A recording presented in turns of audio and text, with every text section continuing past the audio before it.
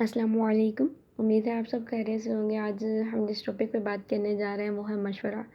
جب کوئی آپ سے مشورہ طلب کرے تو اسے کیسا مشورہ دینا چاہیے، اسلام اس بارے میں ہمیں کیا تعلیم دیتا ہے، تو وہ پڑھتے ہیں۔ اس سے پہلے میں آپ کے ساتھ ایک حدیث شیئر کرنا چاہ رہی ہوں، اسی کے ریلیٹڈ ہے۔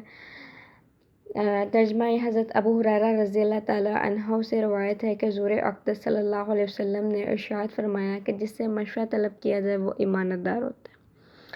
اس حدیث میں ایک اہم بات کی نصیحت فرمائی، اور وہ یہ ہے کہ جس سے مشورہ طلب کیا جائے اس کی ذمہ داری ہے کہ صحیح مشورہ دے جو اس کے نزدیک درست ہو، اور جس میں مشورہ لینے والے کی خیر خواہی مد نظر ہو۔ جس سے مشورہ طلب کیا جائے اس کو حضور صلی اللہ علیہ وسلم نے امانت دار قرار دیا۔ اگر اس نے کوئی ایسا مشورہ دے دیا جس میں اس کے نزدیک مشورہ لینے والے کی بہتری نہ تھی تو اپنے بھائی کی خیانت کی۔ لہٰذا اگر کوئی شخص مشورہ لے تو اس کو مشورہ دو جو تمہارے نزدیک اس کے حق میں بہتر ہو۔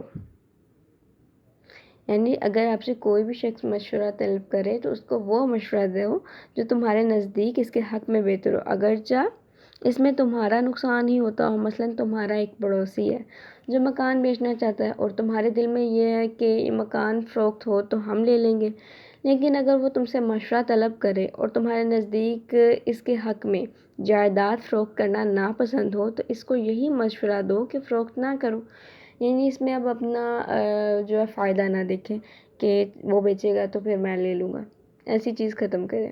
مشورہ دیں، وہ جو مشورہ جس نے مانگا ہے اس کے لیے بھی اس میں خیر خواہی ہو، اور اسے کبھی بھی غلط مشورہ اس انسان کو نہیں دینا چاہیے جو آپ سے مشورہ طلب کرے۔